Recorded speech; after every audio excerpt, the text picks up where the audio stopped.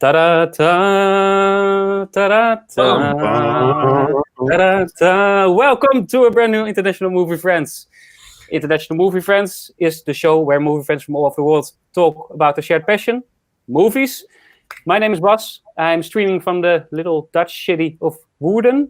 Normally I'm in Stockholm, but now I'm in the Netherlands. Next week I will be back in Stockholm actually, but I'm visiting my parents here. Joining me from Amsterdam, the Netherlands, to my right, or probably if I publish it to the left, it's Sven. And beneath me, but not literally beneath me, Koen, of course. But now, Koen, it's Niki Lauda. You feel close to Niki Lauda? Yeah, well, I will tell you later about it, yeah. Okay, you will tell me later about it. Okay, before we get into the show, because there's a reason why Koen is called Niki Lauda today. Before we get into this, we do this each week. We make reviews of movies, old movies, new movies, good movies, bad movies, all kinds of stuff. Everything about movies we talk about, also series, by the way, sometimes a documentary. So if you like that kind of stuff and you like to see us talk about it, like this video. More important, subscribe to the channel, put your notifications on preferably. And at the end of the show, let us know what you think about the show in the comments. Okay, so that's that. Then, what are we going to talk about today? It's I had a bit of a sad realization this week. Oh, God. Yeah, it's a bit sad. This week would have been the start of the European Championship football. The Euros, yeah. Oh, my God. The Euros. Yeah. A tournament I think we have all been looking forward to, but because of Corona, it got cancelled. It got postponed to next year. A lot of other sports events, almost all sports events, Tour de France, you name it. Everything got racing. Everything got cancelled. While, especially now in times of Corona, you have all the time and you want to see some sports while you're locked inside. It's the main thing you want to see now, yeah. That's the main thing you want to see, but because we can't see it, I thought it's a good idea to talk about it. And then especially sports movies. There's a lot of them out there. So that's what we're going to talk about today. Sports movies, those heroic stories that are out there. We're going to select our favorite ones, make a top 10. We're going to play a quiz. Sven, you and I are going to battle against each other. All right. One has to win. Which might be hard.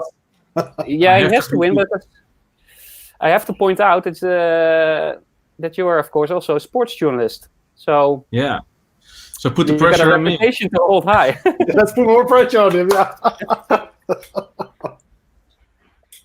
But let's see. We're gonna see how it. I have to say, of course, I'm so far the trivia champion, so it's not an easy competition for you. But exactly. And we have Niki Lauda down here, and but racing is not my specialty.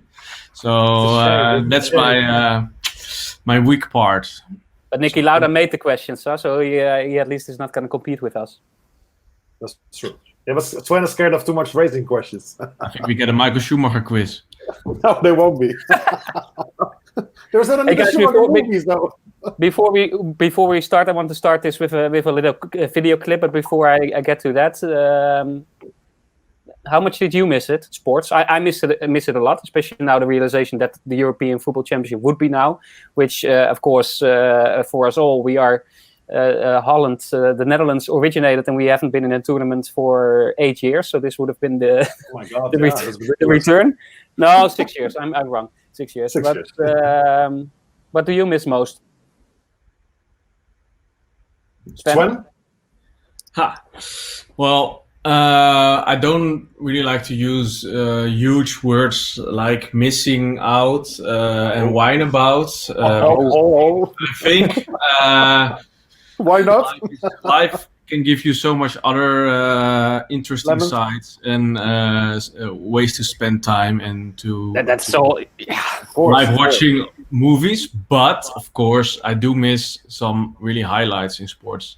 Like the National Football League was not finished and it was going to a climax. It's something I missed out. I missed out the European Championships football, as you already explained, because I think for us Dutchies, Oranje was not there for 6 years, so we have to wait another year. On the other hand, if you look at it rationally, you can say, well, next year we have better chances. So, well, so for a lot of things, you can say this or that. On the other hand, I'm not that a race fan, but I was really looking forward to the Formula One at Zandvoort, the comeback of the Dutch GP. Yeah, that's our things, like kind of milestones. You think, well, it would be nice if it was there, but it didn't happen. So at some point, I'm also really fast with putting it aside. As a sports journalist, is it now very quiet times for you then? Yeah, well, that's the thing I'm kind of fed up with, that you are full-time busy with not so much. So you have to be really more, you can say creative. Of course, you have to come up with certain ways to look around more and more, and create stories about topics that were not maybe stories normally, but that's quite a bit annoying part of it. There is nothing really going on, and still you have to be busy with it. But at least you got IMF now to make up for it. Yeah? Exactly. Koen, what do you miss most? I had tickets for the Grand Prix of Holland, man. It was crazy. Yeah. So for me, that was a really big blow. But I also was happy that the race director, a famous Formula One driver, Jan Lammers, he immediately said, "I don't care what they want. We're not going to do it without people, because this is such a big comeback for us." I think the last one was 82, I remember correctly, or I don't even know anymore, but a long time ago. So, and I received now an email today that my tickets will be valid for next year, if we can hold it next year. So that's very good.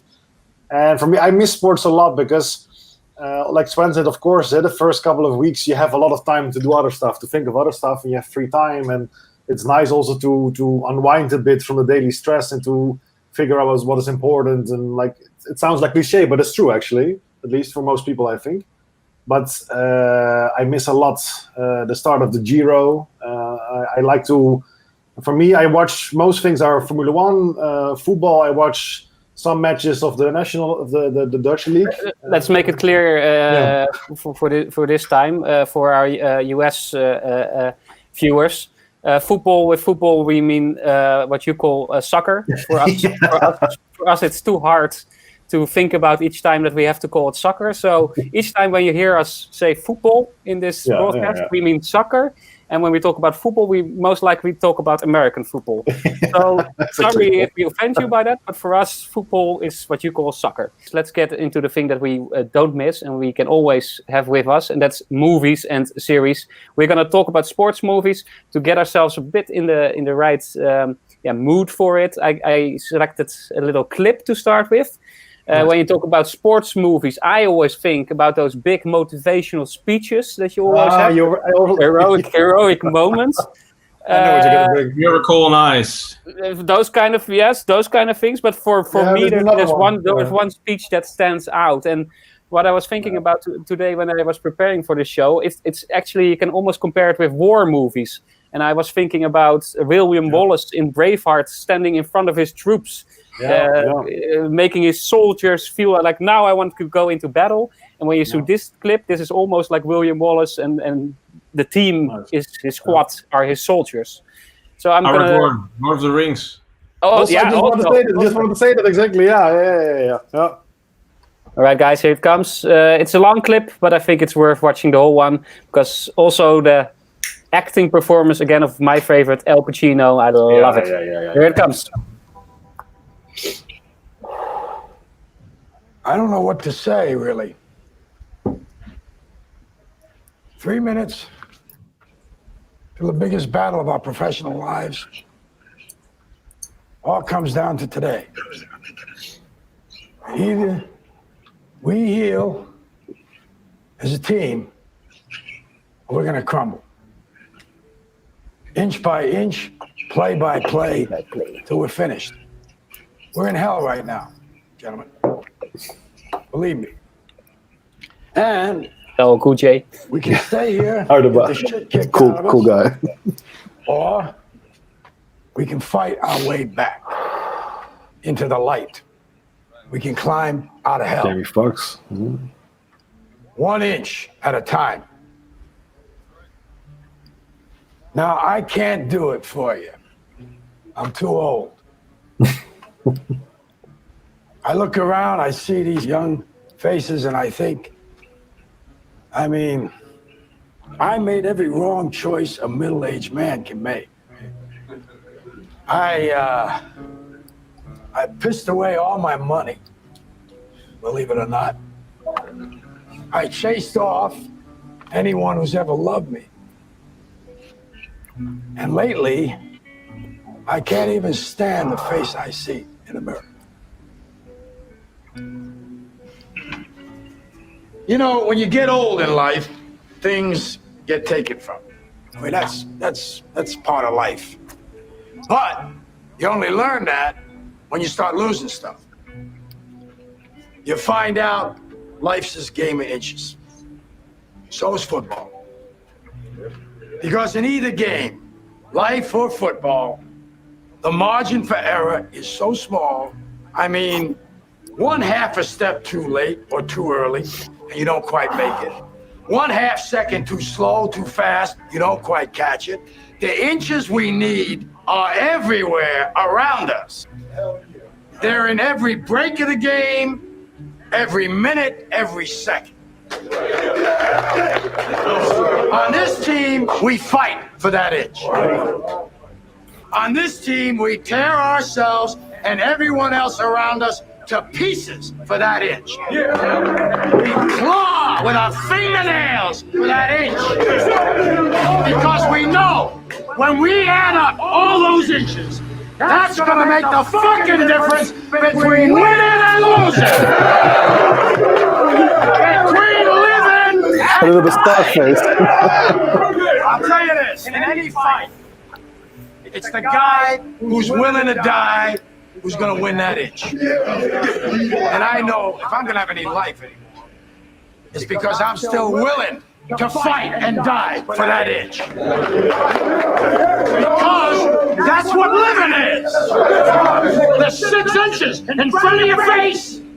Now, I can't make you do it. You gotta look at the guy next to you. Look into his eyes. Now, I think you're gonna see a guy who will go that inch with you. You're gonna see a guy who will sacrifice himself for this team because he knows when it comes down to it, you're gonna do the same for him. That's a team, gentlemen. And either we heal now as a team, or we will die as individuals. That's football, guys. That's all it is. Now, what are you gonna do?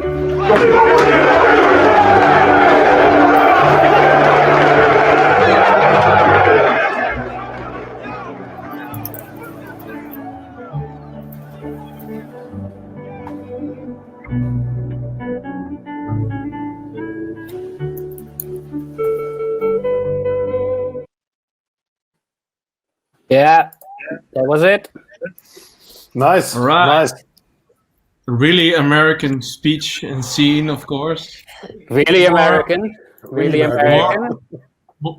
I think more dramatic was not possible, but if you choose dramatic, then you do it good, then you do it right, then you do it this way.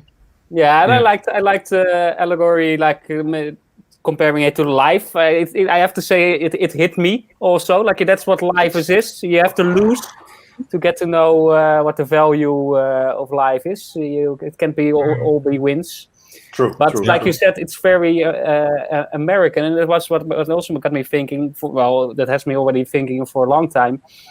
Is that we don't have so much, like, of course, football or soccer is very big in the rest of the world, outside of the US. Not so super popular in the US itself. Why is it that we don't have a great, or not so many at least, so many great football, soccer movies. Well, watching this scene, it has to remind me of a film I watched yesterday, Summer '92. It was your tip, Bas. Of course, you're the Scandinavian movie friend here. It's a movie about the Danish football team of winning the Euro Championship '92. I would talk. I've got it maybe selected.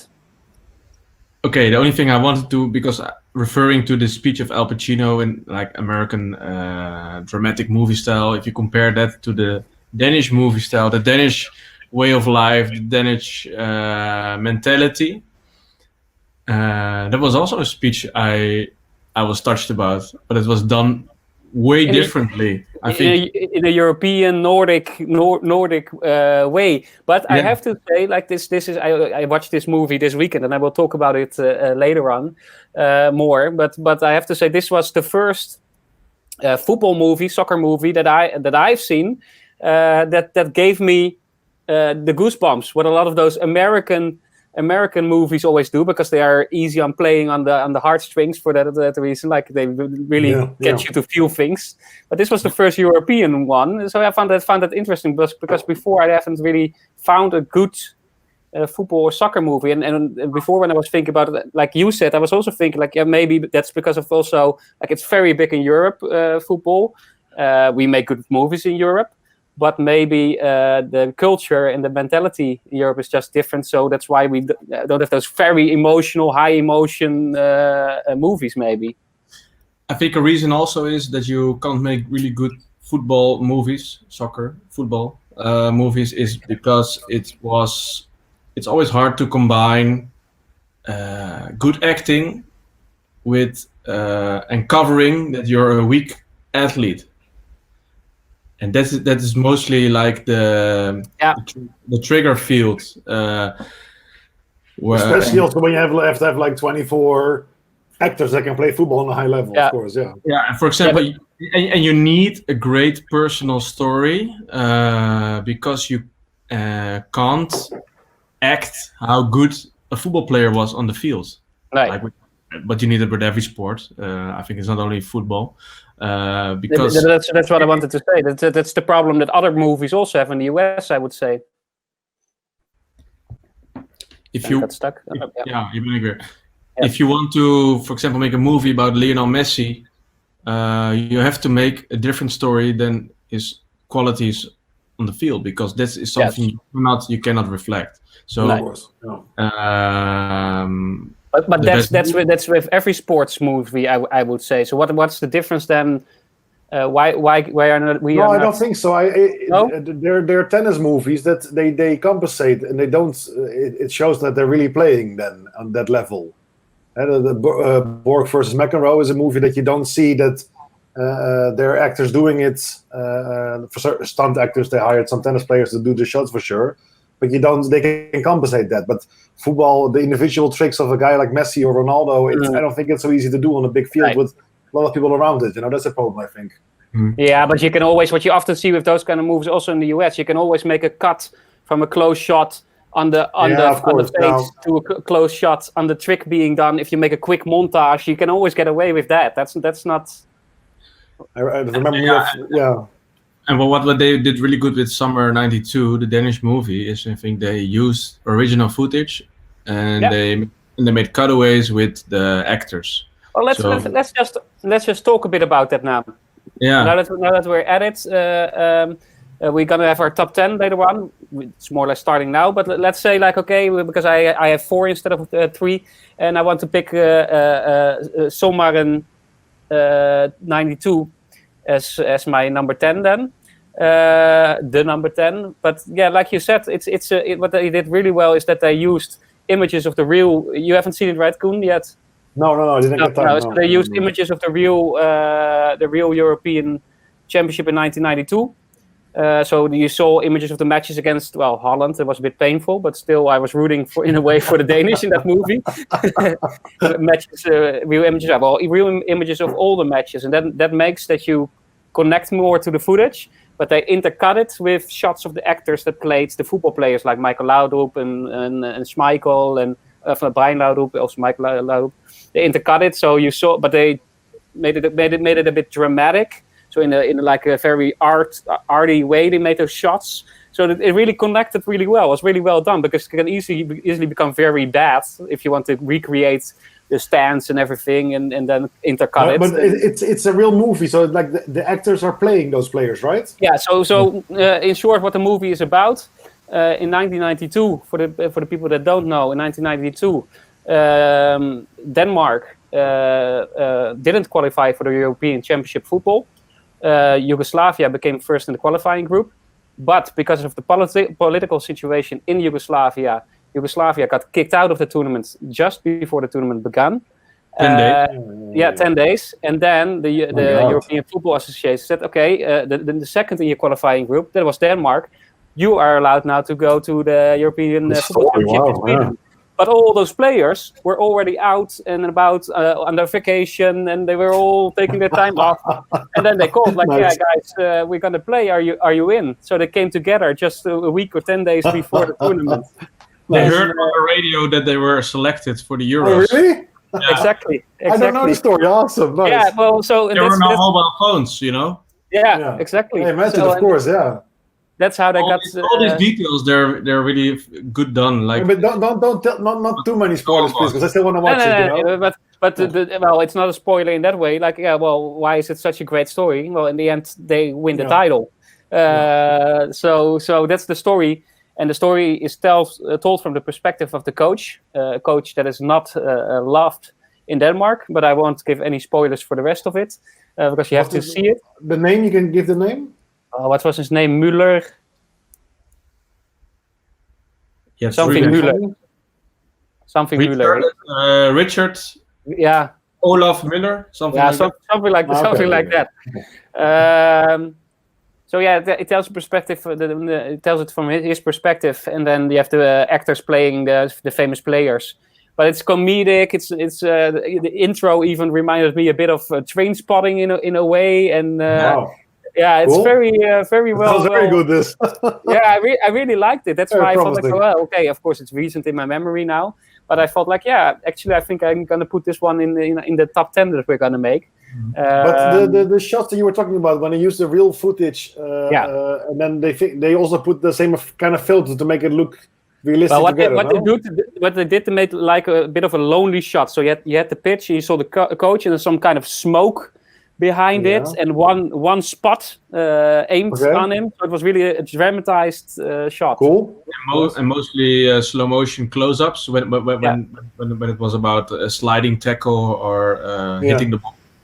And then they were like cutaways to the total shot, you know, from TV when you watch a football game, for example. Nice. Yeah, so it was very well done. Very well done way of telling the story without it getting bad. And of course, there were some cuts in the movie that you saw that the actor took a run towards the ball, especially I think in the final, and then they cut it, and then you saw that the ball went exactly in the. Well, it was with the coach actually. The ball went exactly in the top corner. While you saw when the actor shot the ball that it was actually more going like this. So of course, yeah. But maybe you're answering your own question. Like, in this way they made it. Maybe it is now possible to make proper quality football movies. Yeah. It was a 2015 movie, so it's relatively new. Oh, it's pretty old, yeah. But it's new, if I but see I mean, this quite low budget, I guess. It's possible to make a good football movie. Just make a good story. This story was already out there, of course, but I would challenge everybody that loves script writing, write a good football story. Sven, there are a lot of journalists. Well, I want to mention a Dutch movie which being released, I think 2 or 3 years ago. It's called Catacomben. It's and what they did there was like the main actor is. Also a rapper, Willem de Bruin. He plays a football player in like a really subdivisioned club, and he's like an experienced defender. And the story is about that he is under the power of being match fixed by huge powers from China. Yeah, which is kind of real. Yeah, of course, yeah.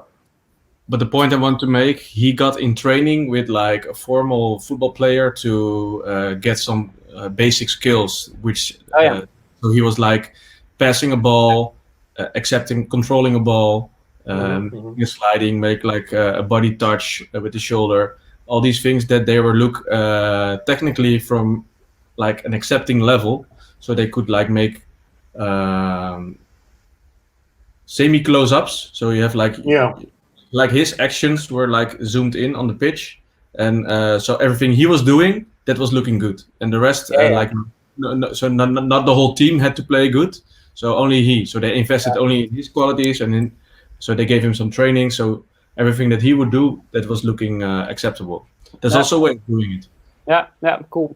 Nice. So there is ways. Let's hope, like you said, Koen, that this movie at least.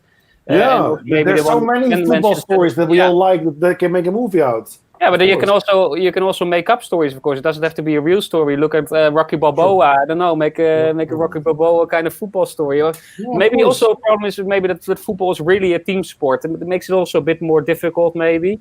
But on the other hand, like you also got a lot of American football movies. Yeah, it should be possible. You know what I always thought was really cool? That you remember, it's a Dutch thing. It's a Dutch comic book.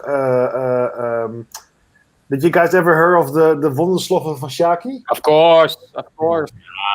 I used to. That was my main comic back in the day. Sorry, Bas. Let's call them in English the Magic Boots of John. Yeah, the Magic Boots of John. Yeah, it was a comic about a guy that was a very mediocre or maybe even bad football player. I don't remember exactly. And he found somewhere some really messed up boots somewhere in, I think, next to the football field in the dirt or whatever, on the trash. And he put them on, and the moment when the shoes had their own will, and they could like do some Matrix kind of moves, and he was the best football player in the world. That's actually cool. That's a cool story to make a movie out. Yeah, if you make a fantasy football movie, then that's quite cool. Yeah. And when I was young, I was always dreaming like I don't have to be a good football player. I just have to have moments that I can score like some football players can do from the midline through in the full in the corner. Yeah. Okay, guys. So for the viewers, if you like this story, if you think like, I want to see that one time, just keep supporting our channel, give us the money, and we'll make that movie. There we go. Finally, Koen can score a goal on a football field. Finally, yeah. That's what you thought when you were wearing your golden boots on the pitch, or not? You're Wondersloffen. It's perfect. Sven can be the director, you can be the actor, and I can be just the guy, like the co-actor, We keep it in mind. Okay, that's my number 10. We straight got into the top 10. My number 4, the number 10 in our list. Sven, you put in the number 9.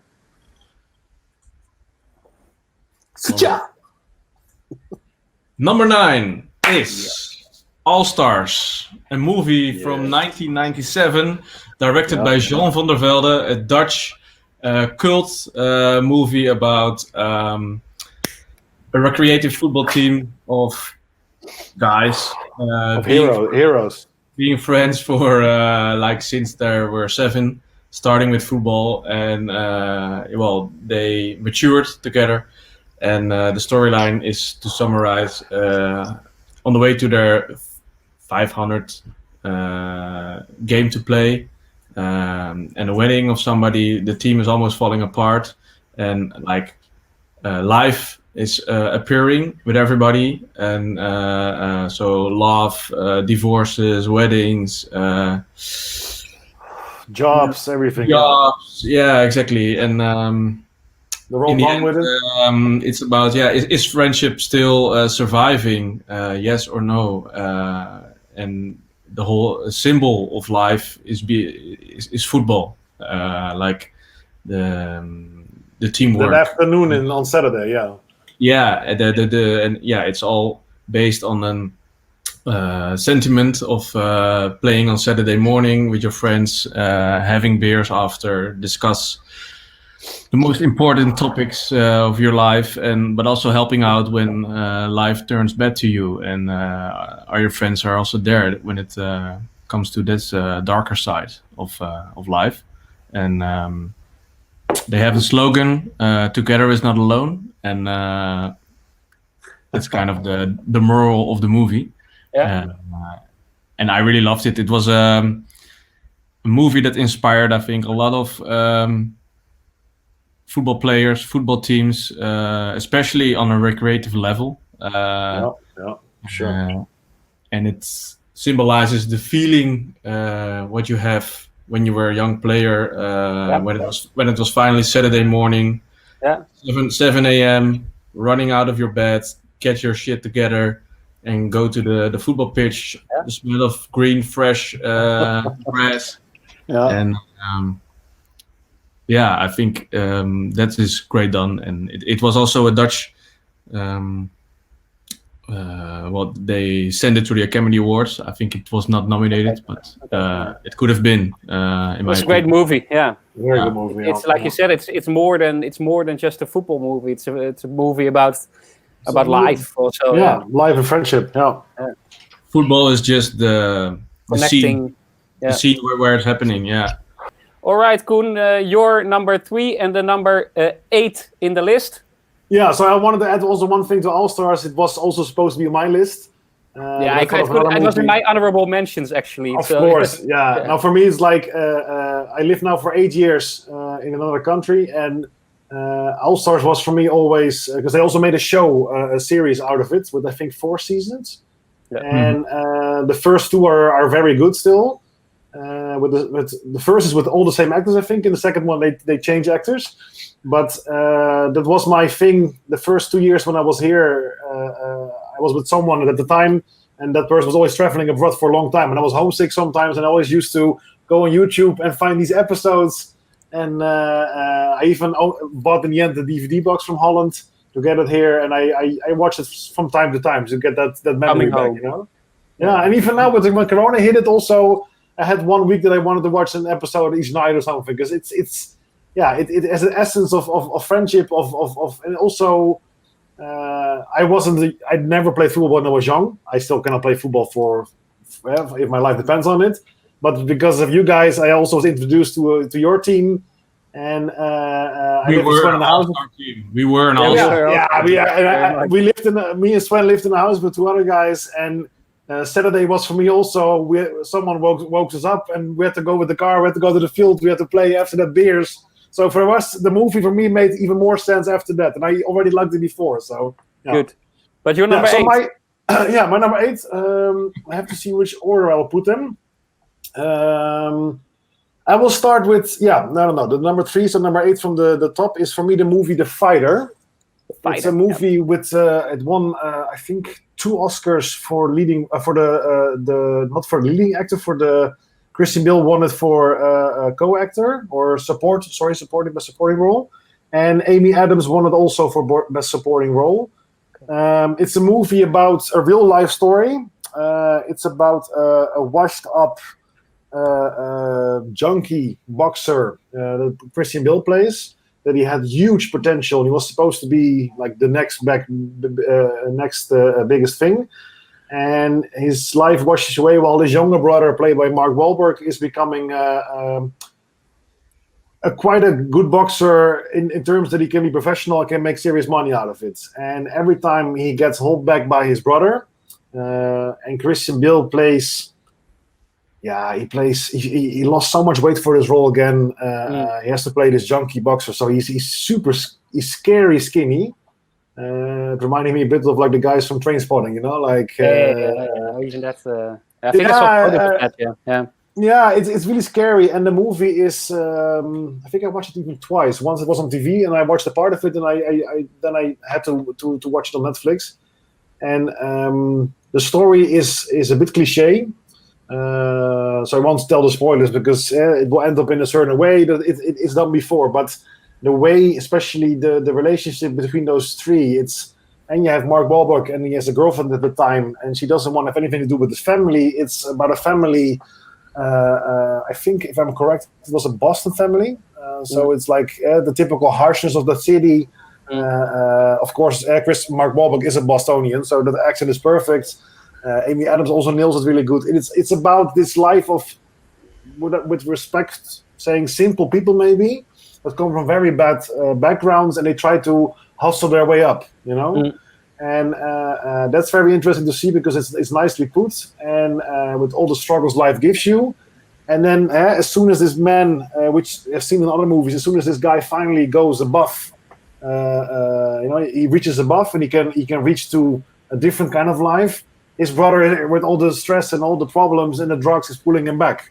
And I think the movie is very nice to watch. It's in my opinion like easily an 8.5. But the acting of Christian Bale makes it like step out of that level. It's just really, really good. I think actually, now that you say it, I think it was after this movie. Because when was this movie made? 1 second, let me check it immediately. Because I think there was after this movie that the next movie that he did that he had to gain a lot of weight again. Maybe it was Vice. Yeah, that people were really saying like Vice, this is not healthy anymore. No. This is 2010. Vice was 2018, I think. So no. This is he had to gain weight for American Hustle, I think. Maybe that was the one. Yeah. Because it was Jennifer Lawrence. Super skinny to super. It's not healthy. Yeah, but he's a crazy mad actor, but but a great actor. Okay, so if you sorry. So if you like boxing, if you like a story about a loser that tries to make it big, and if you like, if you like Christian Bale, you should watch this movie definitely. Yeah, sounds good. Right, number 7. Number 7. Yeah, my number 7 was actually I wanted to put Rush there, but we discussed it up front a bit, and I think one of you also has it. So let's see where it ends up. So no Rush here. Yes, So I have to pick another one quickly. So for number 7, the first one that came up, and I think it was also in at least Sven's mind. Yes. That's Wax on, wax off. Exactly. Yeah, exactly. Yeah. This one, the Karate Kid. The Karate Kid. A movie I've seen a lot of times. It's just youth sentiment, more or less. Daniel's son and Mr. Miyagi. The bonsai tree. What you said, like there's so many things that I found cool as a very skinny kid. So maybe that's also why I sympathized with Daniel's son, who was also this not so strong kid, and that it is training. Like he had to do the dishes, he had to do the painting, and he had to do the waxing, and by that way he was strong. And what I do remember mostly from it is how much I liked it. Is that on vacations, on the beach with my brother, I always wanted to do the crane birds. Nice. The so we were always doing that when we were fake fighting with each other. I was always doing the crane. Legendary. Legendary. So there's a lot of legendary moments. So no, I think it's a good one to put on the 7 spot. So it deserves to maybe to be in the top 10. Also recently, actually, I saw the series Cobra Kai on YouTube, which is with the same actor that plays Daniel's son and the same actor that plays his nemesis in the. Really? Yeah. But now they're 30 years older, and I think if I remember well, it's Daniel's son that has a dojo, and then his nemesis is a low life now. His life got all filled after he lost that fight. And actually it's Daniel's son who got a bit cocky because his life was all successful after that fight. So he's all a bit like, he lives in a big house and rich, and he's a bit like, a bit cocky. And his nemesis is actually the sympathetic guy who you really sympathize with, because his life went all down just because he lost that fight, and everybody hated him. The underdog again, yeah, of course. Yeah, exactly. So it was quite well done. Normally those stories fail, but it was also a hit, and there's now already a 3rd season coming, I believe. Oh, wow. Where you can see this? Mr. Miyagi. Yeah? Mr. Miyagi is still there or not? No, I think he died. Actually. Because the actor. He was already pretty old then, of course, Yeah, he was already pretty old. And what year was this movie from? He got a nomination for that movie also. Yeah. Nice. Karate was the 80s? Beginning of 80s? Or? 80s, I think 94 or so. Yeah, my birth year. What a great movie! What a great year! Yeah. Nice. But Cobra Kai you can see on the first 2 seasons at least on YouTube, and I think the 3rd season is now going to some other channel. Oh, cool. Okay. So that's my number 7, The Karate Kid. Sven, what do we put on number 6? On number 6, I'm gonna change a bit. From film, I like to go make a step to documentaries, because we talk about good sport movies, like we discussed in the beginning. It's really hard to make a good sport film, or at least a good football film. But it's the better is to make a really good documentary about it, because there are many good examples of good football documentaries. So one I would like to point out is On un Momento Dado, released 2004 by the Dutch director Ramon Gieling. And it's about our Dutch legend, world famous Johan Cruyff, from the perspective actually of Barcelona. Best player in the world. Well, one of the best of all time. And he was the best. With Maradona, Pele, Messi. I would say the best 10 ever. Yeah, I think that's something you can note down. But the movie, which makes it really good, it's made from the perspective out of Barcelona. He went from Ajax to Barcelona in 1973 to play there several years, and later on he also became trainer coach. End 80s, beginning 90s, and what he achieved with Barcelona was a sportive success, but the impact on the people in Catalonia was life-changing. Well, that is this documentary reflecting. You have to see Spain. What we see nowadays, Catalonia wants to be independent. In the 70s, Catalonia was far behind Madrid, and the political situation was really tensed. Barcelona never won something serious by then. And when Cruyff came, everything changed. So they call him El Salvador, which you can compare to some kind of Jesus figure. And they also gonna explain. El Flaco, no? The skinny one. Yeah. Okay. Yeah, but what I really like also about the style is that they really portray Cruyff and his impact by talking with the right people, daily life people who are telling what the impact of Cruyff was on their lives, and they also gonna, what I really found funny and really expressionistic about this movie is that they're gonna show, they're gonna tell, and they're also gonna express their favorite Johan Cruyff moment on the pitch, which is really, you see the love. I think you see the love for the football. The love is showing up because, and it inspired me as a creator of sports, images.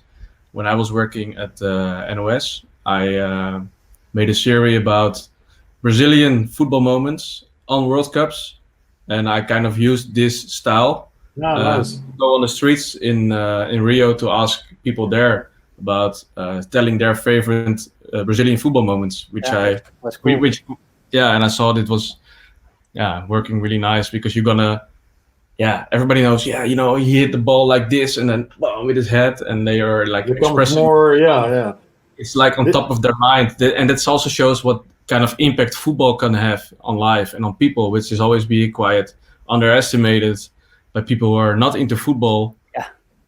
Who are always downgrading the impact of it and don't want to see it's more than a game. It's strange, because it's so global now. You should understand the impact by now, right? You would imagine. Yeah, but you still hear and see people are like not following it. Also, people from the movie business are really downplaying sports, football, and can't really estimate the impact of it on. Maybe they do, but they are just jealous. No, but what you say now is funny. Like there's so many moments in life. It's a journalist talking.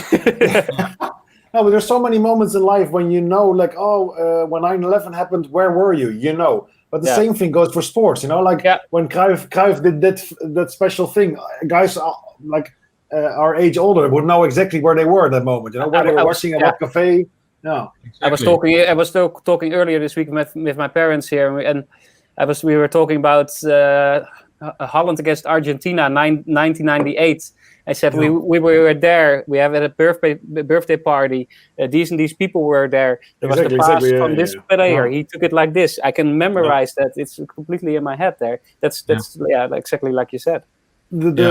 Sven's and there was no politician or somebody else who could give self-confidence to a state like Catalonia than Johan Cruyff. Johan Cruyff did that, he was. But that's the but he also was not just a football player. He also made. Maybe we can watch a little trailer after. He did also more than.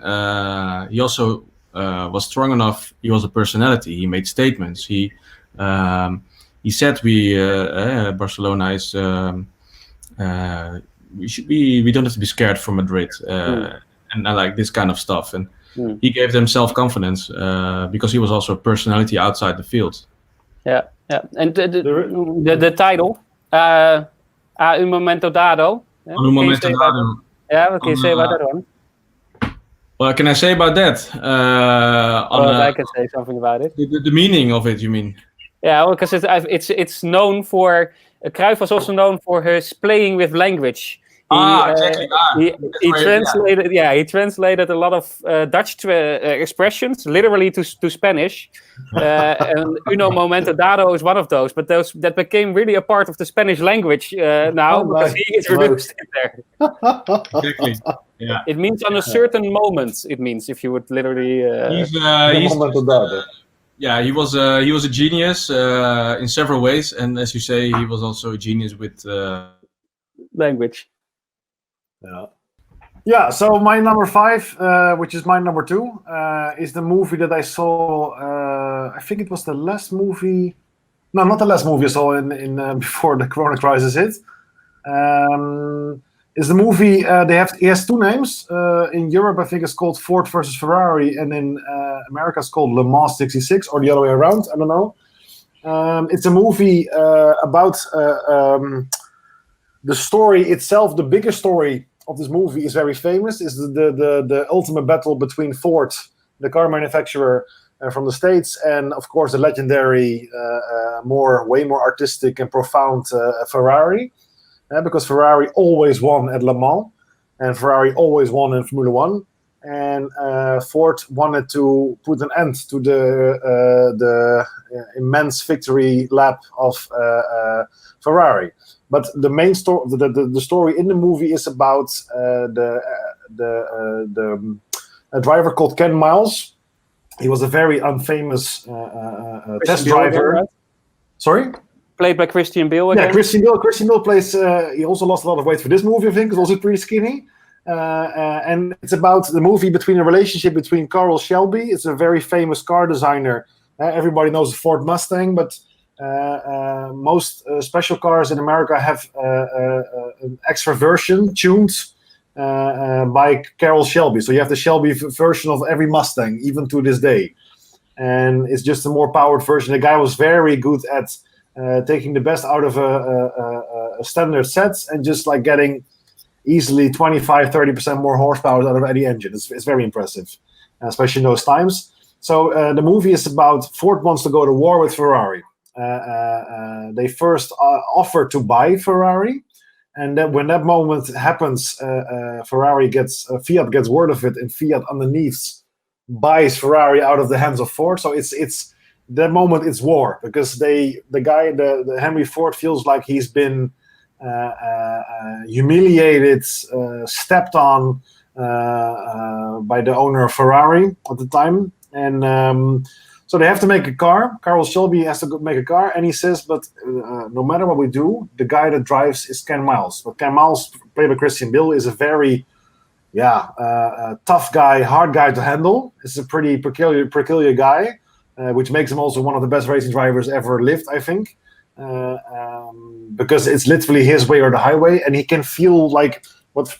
If a very long story short, racing drivers, the better you get, the more you feel every single part of the car. If you look at Formula 1 drivers, which is the top of the top, those guys, they can do a test lap, they can come back, tell their engineers, they can talk for 3 hours about how they feel an inch there, how they feel like a little bit of a vibration there, and they can even know where it's from. So this guy is sorry. Besides of the story, why did you love this movie? For me, the movie, a good question. The movie was there are three elements. The sound of the cars is ridiculously good. But if you are a racing fan, it makes so much impression. You hear it if you go to the cinema. It's so loud. It's so nice. It's V12s, V8s, V10s, whatever engines they use at the time. It's impressive. The story is the second element for me that's very good because it's a very.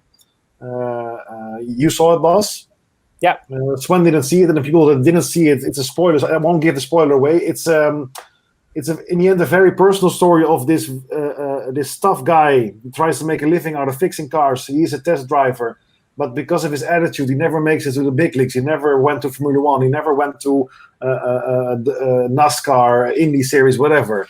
And somehow Carroll Shelby has to fight till the end to get this guy in his car to go to Le Mans. He goes to Le Mans. And whatever happens there, you have to see the movie. But it's a very personal story that I never knew. And it made me see this guy. I would even think of, like, if I have a room, I will put a picture on his wall. Because it's a hero. You start Googling him afterwards. Exactly. Like, what happened to this guy? And the friendship between him and Matt Damon plays the other guy, Carroll Shelby, is very interesting. It's very funny. It's a mixture. You don't have to be a car fan or fanatic at all to watch this movie. Right. You know, the story is about a personal story of this guy trying to make it, and actually he himself is the main problem why he didn't make it. You know, he holds himself back by his character, and it's a story of what you need to go. What you need to do to go to war and be able to win Le Mans or not, and to beat the hierarchy of like a big manufacturer as Ferrari. So, no, I love this movie. It was very nice to watch. You're number 5, and I can agree with it. But I don't think it's the best racing movie made in the recent years, though it got most awards and most success. But we will get to that later, because this was the number 5. We will now go to the number 4. That's not a racing movie, because someone else here is going to do that other racing movie. My number 4 is Rocky. Of Rocky course. Yes. Yeah. I think in my opinion, it might be the best sports movie made. Wow.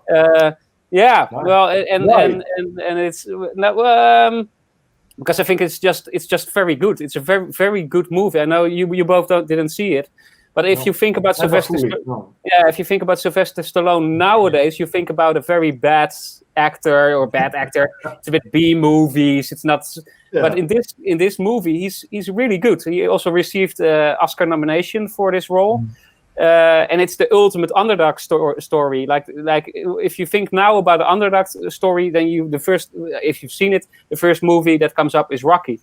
And the movie itself actually was an underdog story, because it was Sylvester Stallone, who was this not famous actor, who wrote this script while watching a boxing match of Muhammad Ali. He was a soap actor before this movie, or not? Yeah, he did some porn even, I believe. But yeah. But so he was not a known actor, and he wrote the story in 3.5 days after watching a match of Muhammad Ali, the screenplay, and then he went to the studios, and the studios didn't want to take it. They liked the story, but they said, like, by the way, Sylvester Stallone demanded that he would play the main part. And the studio said, like, no, we want someone famous, like Burt Reynolds or James Caan or Robert Redford was named. So it was an underdog story also in that way, because in the end, one studio believed in it, and they gave him the part. And in the end, the movie was made for $1 million, and it made $250 million. Talking about a profit. It got 4 or 5 Oscar nominations. It won the Oscar for Best Movie, so it was a big success story, and that's what, of course, this story is about. The story is the underdog story of this boxer of the streets in Philadelphia who makes his way to the top. And, but does he have like if you look at on IMDb, he has full writing credits? Yeah. Wow, that's impressive. Nice. Yeah. Nice. Yeah. Cool. Yeah. And can you explain? Is this the explanation also why it is such an iconic movie? Because Rocky is like, well, world famous for decades still now. Yeah. It's the ultimate underdog story, and I think if you see the movie, also I can't think of this movie with a different actor in the main role, and I think that because this story was very personal to Sylvester Stallone, this was his breakthrough. He was fighting. The underdog, He was fighting to make his role in Hollywood. Yeah. And I think that's what shines through in this part. It's his story, it's personal story, and the part are more or less the same. Yes. And it's just very also credits to the director. It's very well done and made. It's just really a quality movie which you don't think of when you nowadays think of Sylvester Stallone. So who directed it? That was I don't know him, John G. Avildsen. Okay. He won an Oscar. He was Oscar for. I won an Oscar for it actually. And the fun thing is, a little personal note. When I met my girlfriend, we met in Amsterdam here, and then afterwards, because she's from Sweden, we started talking a bit over WhatsApp or something. And it turned out she was also a movie fan, so that was already a plus. But then I said, like, "What's your favorite movie?" And then, or what are your favorite movies? And then she named Rocky. So then I answered with "Marry Me." So then the whole deal was done. And later on, it turned out that she also liked Star Wars. So then there were no questions. My God, man! Wow. Yeah. So that's also one of the reasons why Rocky had to really be there. So that's that's the number 4, my number 2. Then we proceed to Sven. Sven, you're number 2 and the number 3 in the list. No, my number 1 and my you're number 1. Yes, yeah. Yeah. So and I choose again for a sports documentary because. Well, you can call it almost a movie because it was shown in a lot of cinemas. And it's Maradona, of course, from Wikipedia, released 2019. You say Michael Jordan because we had a discussion about the aesthetics or like the artistic compare between Maradona and The Last Dance, which is just a compare taken out of air. But okay, here we go again. Why is it so good? I will answer that later because first I start. Where do you start if you have to make a movie about the best player in the most popular sport in the world, about a personality who has been controversial and praised from all over the world? Well, Wikipedia had to do it, and the opportunity he got, but maybe that's also a challenge. He had to construct from over 500 hours of never before seen footage this documentary. And what made it really good is that he concentrated on the period of Maradona playing for Napoli in Italy in the 80s. So he didn't want to make a complete life story about his whole biography, what happened, because the life of Maradona is too full of stories. But he explained who Maradona is within this period and with this choice. Because you have, and I didn't know that. Well, I knew a lot about him. I really liked him as a player always, but I found him a bit crazy, especially recently as a coach. And he became a bit like the clown of the world of football. Yeah. But how is this possible? And this movie is the explanation to that. You have Diego and you have Maradona, like two different personalities. Okay, and that's really explained really well by the people who are being interviewed and by the images you're gonna see who are never been seen before. That it shows the unbearable pressure of being more than a football player, to be an idol for a city, to be God in Naples. It's like with many artists, also in the music world, in other worlds. Like if you compare to Kurt Cobain, he was born with his talent, but he was not born to be a public figure. Maradona was the same, and he had the problem that he came to Napoli, who never anything, who was like the shithole of Italy, because it was the city in the south. And Be there was a careful lot what you say now. yeah, there was a lot, They will come to your doorstep. Italian watchers, yeah. Be careful. oh no, it was really the shithole because the economic Don't heart. repeat it. Huh? Don't repeat it. No, I'm gonna explain. Because joking, I'm the joking. north of Italy is the economic Yeah. heart, and in the course. south there was just unemployment, and they were really discriminating people from the south. Yeah. Also in the football stadium. Now, Maradona came, like what you see with a lot of good sports personalities in sport movies. I also mentioned Cruyff.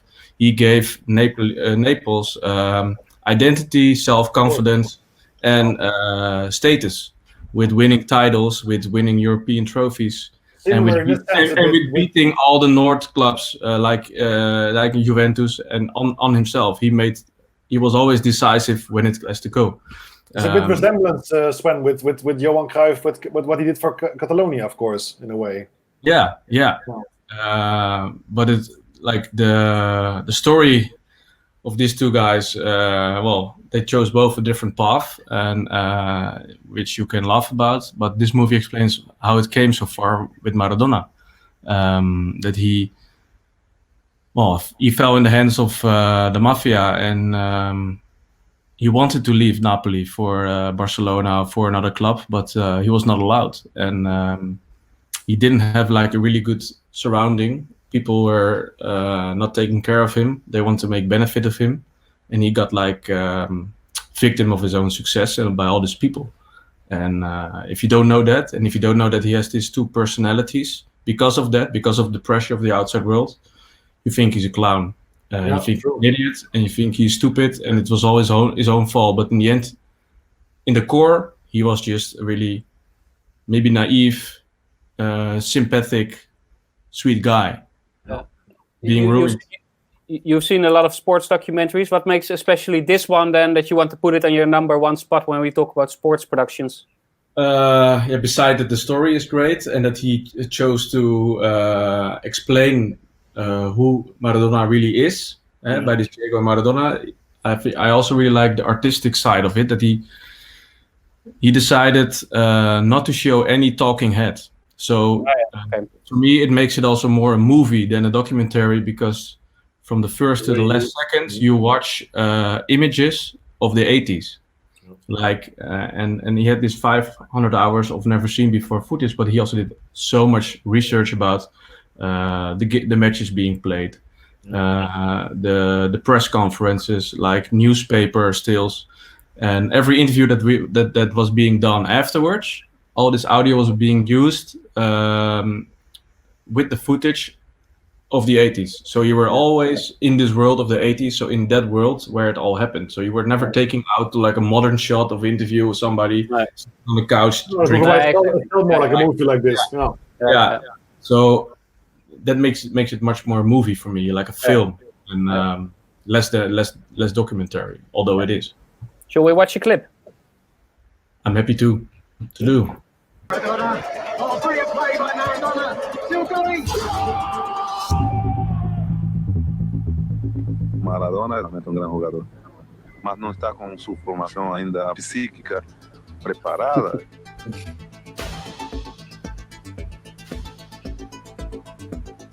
Uno era Diego. Era fachero, súper cariñoso, súper inteligente. Y otro era Maradona. Una persona distinta. La ville la plus pauvre d'Italie engage donc le joueur le plus cher du monde. Napoli non ha mai il primo posto, non l'abbiamo provato. Nos salvó, para ellos fue el Dios. Con Diego iría hasta el fin del mundo, pero con Maradona no daría un paso. Fue una carga ser tan famoso. A nivel psicológico esto lo turbaba. Entonces Maradona se impuso. Fútbol es el juego The heavenly music. Yeah. Empecé a notar que él quería buscar una salida.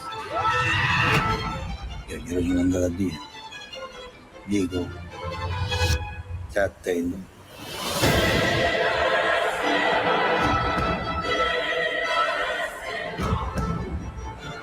quelli che lo odiavano, Maradona, volevano distruggerlo. Affidandoti alla comunità, inizi a diventare un ostaggio. Cuando vos entras a la cancha, se va la vida, se va todo.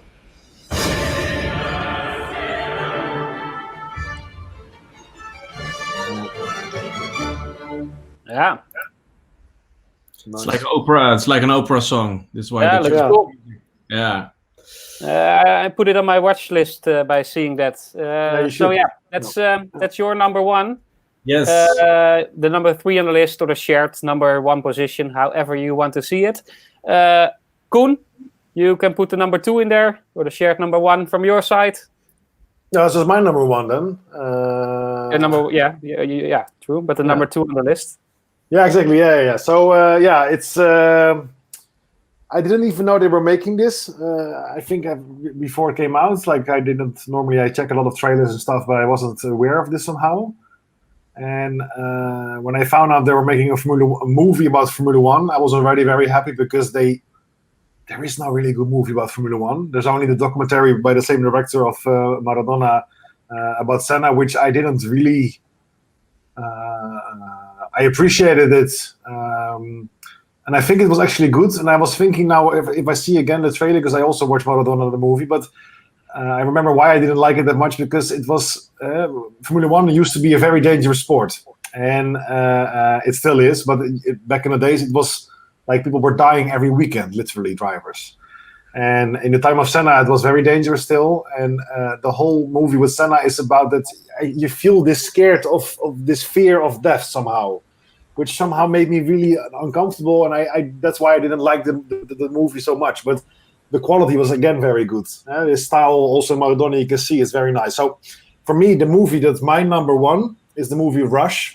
It's a movie by one of my favorite directors, Ron Howard.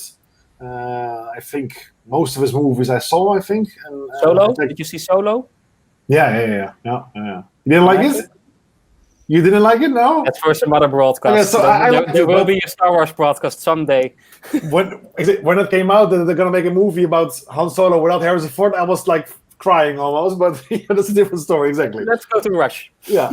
No, so for me, so they made a movie about Formula One. I was very happy. And there are a lot of famous fights, but I wasn't aware of this one. And the famous ones are, for instance, like Michael Schumacher with Mika Hakkinen, Damon Hill, Villeneuve. If you go back in the day, Michael Fangio, 5-time world champion, and a lot of famous ones. But I never knew about the story of the Austrian driver Niki Lauda versus a very flamboyant, like Eddie Irvine kind of style playboy in the character of James Hunt, which is a legendary driver. British, died very early in his time, unfortunately, not because of Formula One, just because of his lifestyle. And the movie is, the essence is, I will show you, we'll see a little bit of a scene after what I'm telling you now. The main thing I wish for, I always wanted a real Formula One movie, and I wanted to see, for people that don't like Formula One, to have a movie to show a bit the essence why. Because for a long time, people that watch Formula One, they are always called nerds. You like Formula One? Who the hell watches Formula One? You know. And for me, my grandfather that passed away, unfortunately, he let me grow up with Formula One. Every time we went there, it was Sunday. Bam, 1 o'clock, RTL 4. We have to watch now Formula One. And I was always seeing Michael Schumacher, of course, doing the most crazy things and winning 7 championships. And this movie, it takes the essence of why I watch Formula One and why most fans watch Formula One. It's the sound of the cars, the excitement, the speed, the ridiculous speed, because you don't see that on TV. There are a lot of cameras put on the side of a corner, for instance. If they show you without moving the speed of what they really do, you won't believe it. It's ridiculous. That's true. And they go with 325 kilometers an hour with 4 Gs in their neck that goes through a corner. It's ridiculous. And this movie really catch that. I was very impressed by it. The story is about Niki Lauda versus James Hunt. They both come up in Formula One. They both enter first with really shitty teams, and they try to make their way, of course, to the big teams like McLaren and Ferrari. Niki Lauda has to buy himself into Formula One. His father is a banker, and he doesn't approve at all of his son's plans. So in the end, he has to take a loan with the Raiffeisenbank, which is the bank that in Romania I have cards from. It's very funny. It's an Austrian bank from origin, and he has to take a loan, and he has a business plan, and of course, a real Austrian, he knows exactly what he has to do, and he buys himself a seat at a Ferrari. And Ferrari has, of course, the famous Enzo Ferrari was still alive, the man that made Ferrari what it is. He started Ferrari. He was a man, like a real Italian, in a beautiful, nice suit. He was sitting with the suit, and he got a cappuccino next to the Mugello, the racetrack of Ferrari, the private testing racetrack. And he saw for the first time, he saw Niki Lauda, and he thought, this Austrian that buys himself into our culture, he doesn't understand anything. He's cold, And then he asked the guy with the time standings, how fast was he? He said he's 4.5 seconds faster than our normal driver. He was like, that's impossible, and he was cursing in Italian. It's a beautiful scene. So it's a story about a real determined Austrian man that is very Austrian versus a very flamboyant British guy. It shows you how ridiculously dangerous the driving is. In the I think 4 or 5 guys die in the movie that you don't know the names of, whatever. But it's like they show you crashes and everything. And Niki Lauda, of course, it's not a spoiler, in the famous race in Suzuka, where he said before the race he doesn't want to race because it's too dangerous because of the rain. It was, if a racetrack is very wet, it becomes aquaplaning, and also you guys know with your car, you can slip off immediately, and it's very dangerous. What happened, he crashed, his whole car... Sorry? I don't have a driver's license, but I believe... Neither. So Sven is the only one that knows, exactly, yeah. So he crashes, his car catches immediately fire, and while that happens, he's still not off the track, and another guy hits him, he almost burns to death, and then he comes back, he loses that year the championship, but then he comes back to fight another day with another team, and he wins 2 more world titles. And I was talking with Sven the other day about the review about Michael Jordan. The series showed a lot of winners mentality. For me, this movie shows a friendship between rivals, which is in Formula One a different thing, I think, in other sports. Pushing each other up. Yeah, the thing is that everybody that watches this sport always thinks, these guys, they must hate each other, they're rivals, it's about money, it's about fame. No, in the end of the day, the 2 biggest rivals, they always are, they become after always the best of friends, and even between the seasons, they are very good friends because they know it's about life or death in the end. Formula One is now less dangerous, but last season, a Formula 2 driver died in Belgium, for instance. Yeah. So it's the respect of the thin needle, the thread you balance on as a driver between life and death. It's the romance of the sport, and it's the acting is very good. It's of course Chris Hemsworth as James Hunt, and it is Daniel Brühl, I think his name is. Daniel Brühl, the guy from he plays a very good Niki Lauda. Yeah, what I liked before we start watching a clip about it. What I really liked about this movie is that a lot of sports movies are about heroes, but this movie, they are both actually quite assholes. You don't really sympathize for one. Yeah. There's not one of them that you're really rooting for. They're both assholes that are just really sportsmen, obsessed by winning and getting the appreciation from the fans, from everybody in their own way. Yeah, and then they become more empathetic to each other, sympathetic, because they find this friendship and this bond together. Exactly. But they're not sympathetic characters per se. No, Niki Lauda is one of the most coldest persons, especially in those times, to see as a sportsman. Yeah. Let's watch a clip, Koen. Yeah, it will show you exactly what I said, I think. Here we go.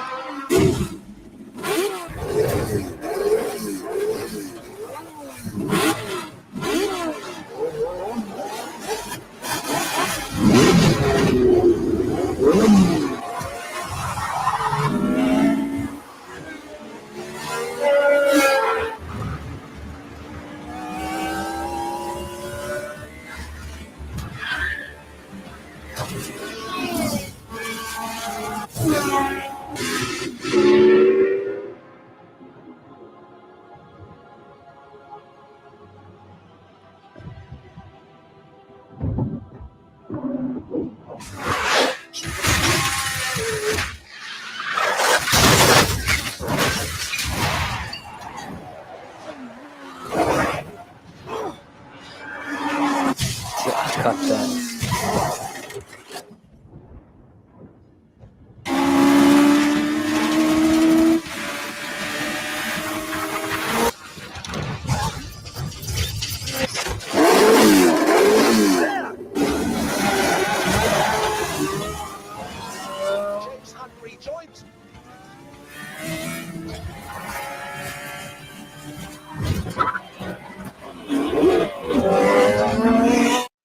Yeah. Wow, Great. wow. I'm really captured. Yeah, it's great, and I also selected this clip actually when we talked because I also had it before on my list, and I find it almost a crime. That's why I find this movie a bit undervalued. I find it almost a crime that this movie didn't get Oscar nominations for the categories like sound, editing, camera work. Yeah. Oh, Koen, you're muted. Koen, you're muted. In which year was it released? 2015 or something. But I'm surprised about it because like a movie like Ford v Ferrari, which is also a good movie, but I find this one much more impressive. And Ford v Ferrari did get the nominees and did win the Oscars actually, and this one wasn't even nominated. When I see this one again, the editing is great. And the I think it's because of the two leading roles. Wow. Yeah, I'm really. It's on my list as well. Yeah. No, it's very. I think your answer, boss. I think it's really stupid. I think it's just because you have Christian Bale and Matt Damon in the movie. Exactly. There you have it. Just the lobby for that movie was bigger. I have to say that the sound editing of this movie was also. That's why I heard about it because I heard from someone say, "Man, if you ever want to see a movie that's really good edited, this sound is amazing." I was like, "Eh, what?" But also Hans Zimmer makes a soundtrack which comes also alive very good together with the sound of the cars. But also Ford Ferrari, the Hans. Also Ford vs Ferrari has very nice editing of the sound. Absolutely, but I feel this movie stayed. Of course, it was quite a box office success, a bit less than 100 million. But still, I feel like this movie deserves much more appreciation. But we put it now in the top over here, so that's a lot of appreciation in the International Movie Friends Sports Movie Top 10. And doesn't get any better. Let us know if you like this movie more than Ford vs Ferrari. If you think it's let us know in the comments. Let us know. Yeah, exactly. You're gonna get that Oscar. Exactly. Get them that Oscar. We have to get it. Nowadays, movie fans have a lot of power with Justice League cut coming, so maybe we can get them that Oscar even afterwards. All right, that's your number one. Then we go to the last one in the list, the number one, but let's say the shared number one. My number one. If I say, and not all of you seen it, I think, but I'm gonna do a little quiz in between. You had me at hello. Yeah. I also wanted to put it in the list. Jerry Maguire. No, yeah. Show me the money. Show me the money. Yeah. Show me the money. Sven is looking at me, seeing water burning. But it's Jerry Maguire, and I think you will like this movie actually, Sven. It's my number one movie. It's one of my favorites. It's from 1996. It's a little bit cheesy because it's also a romantic story. It's a bit of a rom-com sports movie, but it's actually, I was surprised how well it got at Rotten Tomatoes. It gets 83% at Rotten Tomatoes. So that's quite good. So what is it about? The movie is about Jerry Maguire, played by Tom Cruise, your favorite also.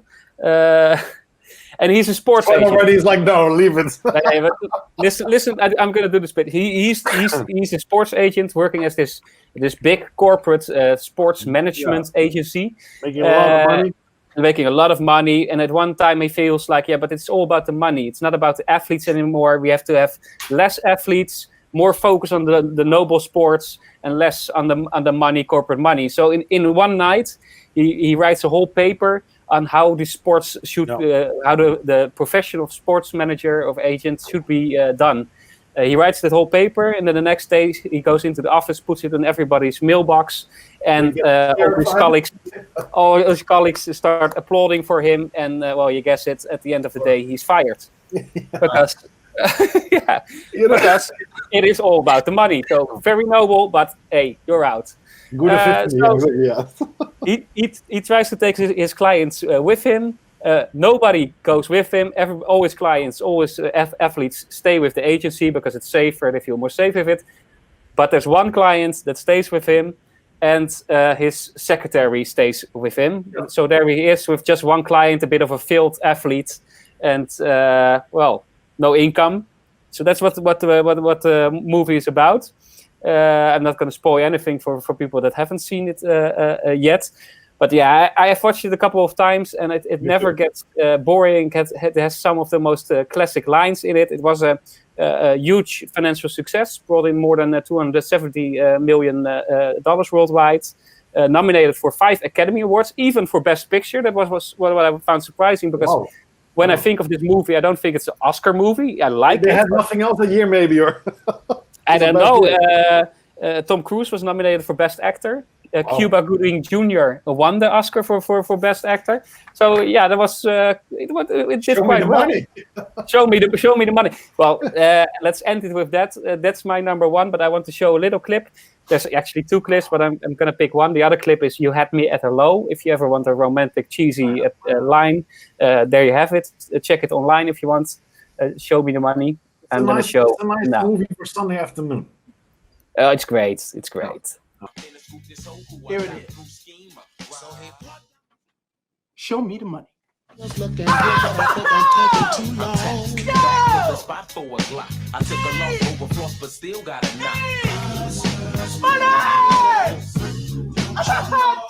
does that make you feel good just to say that? Say it with me one time, Jerry. Show you the money. Oh, no, you can do better than that, Jerry. I want you to say it with meaning, brother. Hey, I got Bob Sugar on the other line. I better hear you say it. Yeah, no. Show you the money. Not show you. Show me the money. Show me the money. Yeah. Louder. Show me the money. That's it, brother, but you got to yell that shit. Show me the money. I need to feel you, Jerry. Show me the money. Jerry, you better yell. Show me the money. Show me the money. He's the loudest black man. I love black people. I love black people. Who's your motherfucker, Jerry? You, my motherfucker. What you gonna do, Jerry? Show me the money. Congratulations, you're still my agent. Yeah. Well, that took all of his time, and now we lost all of his clients. Yeah, great. Show them the money. Show me the money. Yeah. I also think I watched this movie like 6 times or something. It's nice. Yeah. You have to watch it. So that finishes our top 10 sports movies. We're gonna do a little quiz to finish this show. Can I have one more honorary mention? If you guys didn't watch it, for the people at home checking in on this video, or you guys, there's a very nice very romantic movie about baseball with Kevin Bacon. Costner. Sorry, Kevin Costner, of course. It's called Field of Dreams. Yeah, I love it. Yeah. Also with Ray Liotta, it's very nice to watch. It's a very nice movie also for a nice Sunday afternoon. Yeah.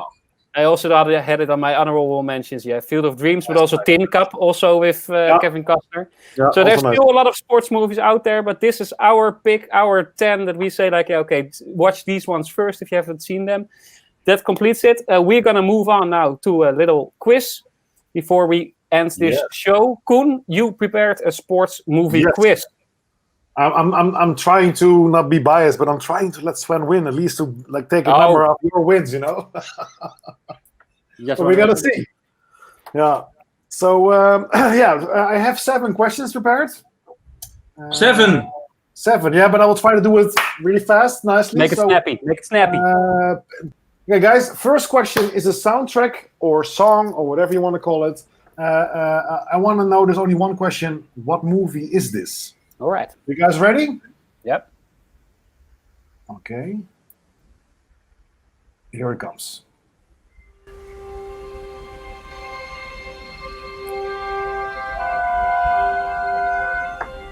It's not Michael Schumacher.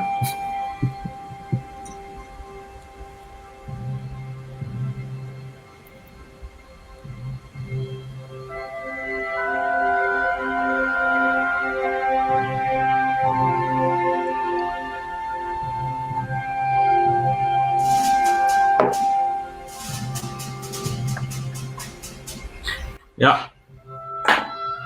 Bas, do you need more time, Bas? No, I'm gonna guess something. Okay, show me the money. I see it from both. Yeah, both good. Perfect. It's the soundtrack of Miracle, so it's 1-1. Second question, guys, is an ABC. All right. So you have to write down A, B, or C. The question is, the movie Moneyball revolves around the trials and tribulations of which club? Is that A, the Kansas City Royals, B, the Oakland Athletics, or C, the Boston Red Sox? One more time. So, Moneyball revolves around the trials and tribulations of which club? Is it A, the Kansas City Royals, B, the Oakland Athletics, or C, the Boston Red Sox? Do I get points if I'm faster than Bas because I'm the second time? No. Sorry, Sven. Yeah, both right. Sorry, Sven. I thought I would give you a head up. I'm faster already, so doesn't matter. Bonificatiepunten. You're just starting to make your own rules, you guys, to beat me. Okay, let's see if you guys pick this then, maybe. Sven is a sports journalist with some history, maybe. Senna depicts the life of, so the documentary movie, Senna depicts the life of the gifted Formula 1 driver. Some say he's the best. Who was his main rival? But think of this, main rival, because he had several, but the main rival. A, Michael Schumacher, B, Damon Hill, or C, Alain Prost?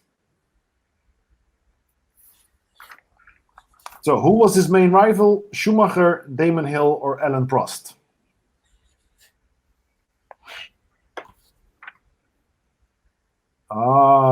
Sorry, Sven. C is right, it's Alain Prost. Damon Hill was with Schumacher.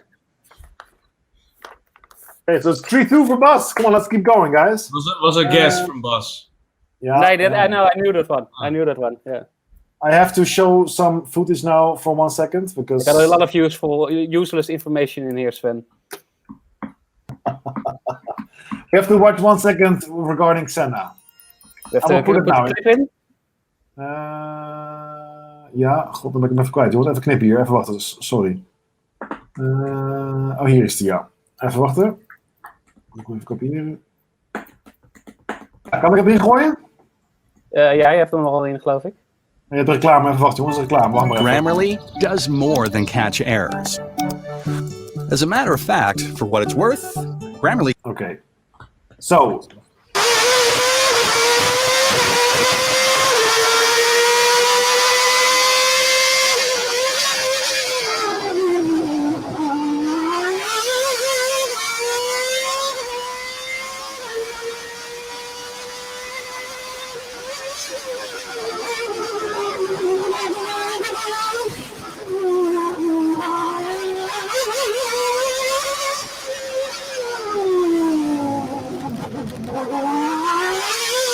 I like the filming with Rush better.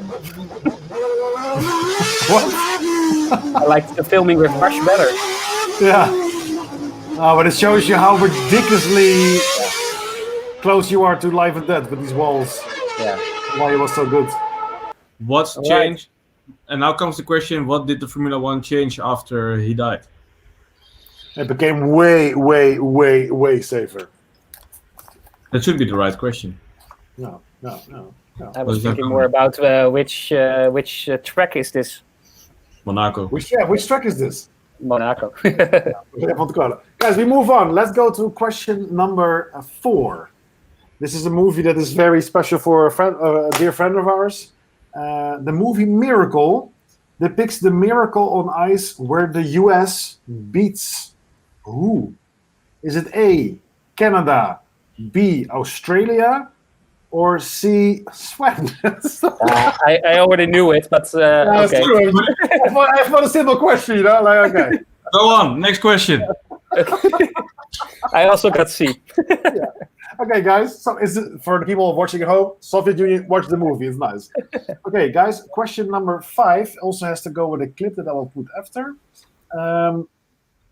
What was the name of the place of work of the goalkeeper from the Dutch movie All Stars? And as a bonus, what was the name of his wife? So, first question is, what is the name of the place of work of the Dutch goalkeeper of the movie All Stars? And the bonus question is, for 1 full point as well, what is the name of his wife? Don't show it yet. Wait first, you both are ready. I got one.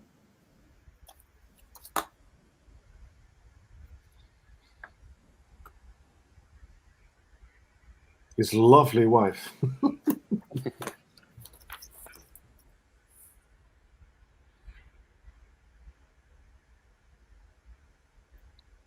I have 5 more seconds.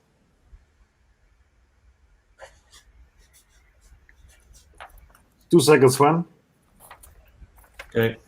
And done. Show.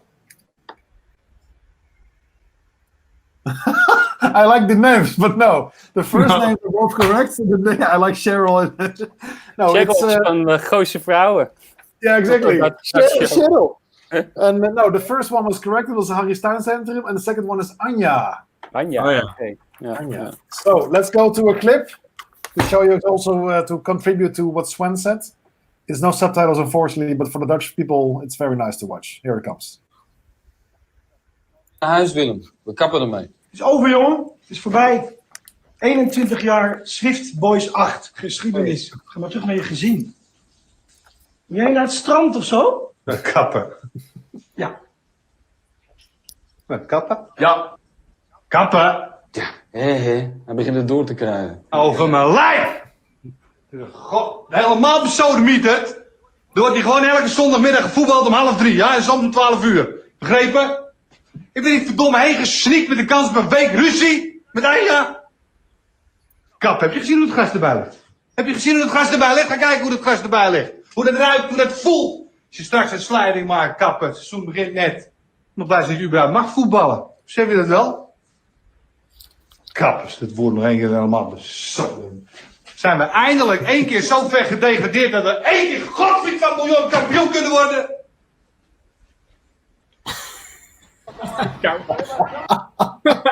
So this was, it's so good. So, okay, guys, let's move on. You both have a point, so that means it is 5-4 for Bas, unfortunately. I hate to say it, but... So, we have 2 more questions. Sven, you can do this. Come on, I have faith in you. The 6th question, we have to listen to a soundtrack. The question is, what is the name of this movie? This question... The fastest person that shouts out the name. You're just making up rules now to beat me. No. It's so unfair. I was 3 times faster. So it didn't matter till now. We never made the rule. No, guys. I'm the game master tonight. You do it whatever you want next week or next time. Yeah. The person that shouts as fast the name of the movie wins the full point. Yeah. Right. Rocky. Yeah. How did you write it if you didn't know? That makes no sense. I said I already know it. So I said I already know it. What was coming? Yeah, that's a half point. I'll be honest. Like it's some special. This is just first. It's the first one who shouts it, and now it's just you're just really making rules up as they come. It's already, boss. It doesn't matter. So it's what's the next one? 5 points. It's 6 points versus 4.5 for Sven. I was 3 points faster, so I think at least we equalized. Not a rule. No, not a rule. So let's say like this: if Sven gets the next question faster than you, no, not then faster. No, next question is you have to write it down. If Sven gets it right, we'll add a bonus question to make Sven be able to win. If not, he loses. That's it. Fine. If Sven gets it right and I get it wrong, right? Because otherwise... Yeah, exactly. So, next question is, I have to... it's about a movie that we all apparently like, but not all of us watched it or fully or at all. But we all know it. I want to know the name of the band and the name of the song. I was out for 5 seconds. I was offline 5 seconds. So, it's a soundtrack of a movie, famous song of a movie. I want to know the name of the band and the name of the song. So it's 2 points. All right.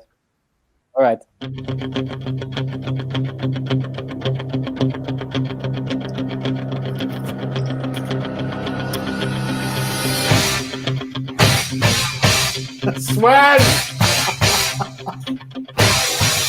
Ja, both right. Hè? Ik heb het toch? Yeah, both. You both got it. I was 3 seconds faster. Yeah, you know, sorry. But it's 7th question. Bas won again. He's on a winning streak till the end of time, I think, and imagine. Yeah. Congratulations. I was in 6 questions faster and 1 I didn't know. I made only questions about movies you saw, and I made it so easy, Sven. No, Senna I didn't see. I thought you did. Sorry. Yeah. Bas, you're the champ. This song belongs to you in this moment. Thanks. How many times you won? 5, 6 times? I really don't keep count anymore. I think it's like 6 times for you, 2 times for me, 0 for Sven. I feel a bit like Hamilton, you know. I won 2 times. Feel a bit like Hamilton. Nice. Yeah. Right. Okay, guys, it was a good show again. We're gonna wrap it up. Before we wrap it up, if you like this, we do this every week. Please subscribe to the channel, because that means that we can grow our channel and keep making more and more content. Like this video if you liked it. Next week we will be back with regular broadcast. We're gonna review the film Artemis Fowl and dig into a bit of the movie news. That was it for now. I'm gonna finish this show with, for me, the ultimate sports compilation, and it's directly tied to the clip you ended with, Koen. Here it comes. It was my pleasure being with you again. Very much. Also, I choose this clip, by the way, because I think it's still a crime that you didn't see this movie yet, both of you. So enjoy the most. I've seen it, eh? You've seen it? Yeah. You didn't say anything. Of course. I thought you didn't see it. Well, that's good, Sven. I'm proud of you. I've seen part of it. I don't think I've seen the whole movie. Really, really long time ago, but I've seen it. I know the rocky stairs and stuff. Exactly. Well, that's where this clip ends. So let's just enjoy it. And I say, adieu. Arrivederci.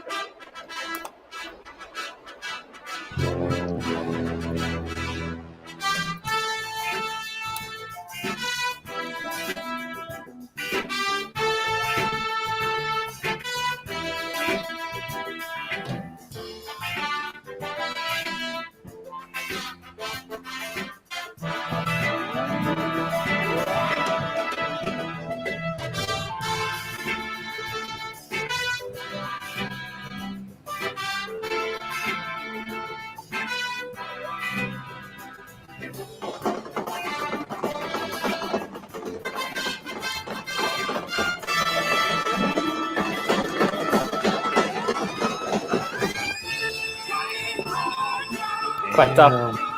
Nice.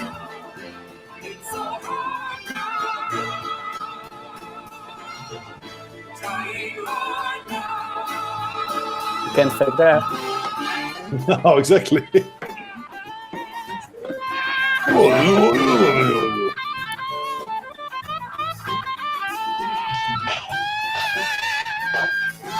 That's eating meat. Nice. That's awesome. Yeah. Well, but you know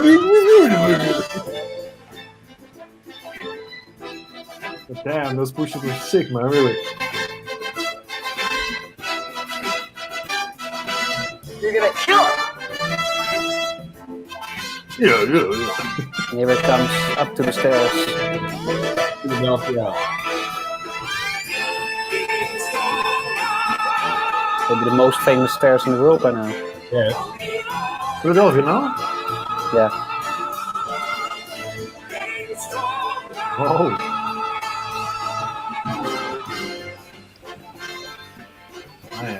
This scene I remember from the movie. Yeah. I still have to do this when I see the big stairs. I have to climb it and you go like, yeah? Nice. Ooh.